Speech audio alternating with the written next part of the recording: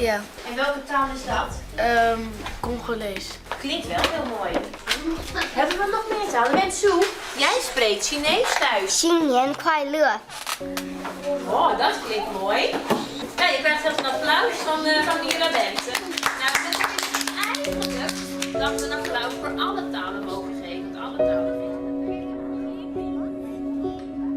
Frieske squallen hebben een soort ondervinding met meertaligers. Friesk, Nederlands en ik Engels.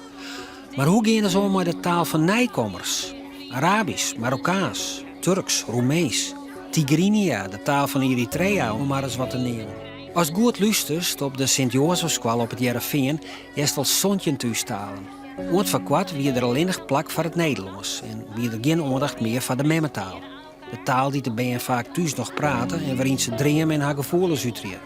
Maar uit onderzoek toch blijken dat dat een verkeerde aanpak is. Als het praten in een eigen taal vereermet, wordt ik de beheersing van het Nederlands minder. Zodat ik geldt voor het Friesk. De school kiest daarom voor een oren aanpak. De introductie van een voorleesboek in zo'n talen is het begin daarvan.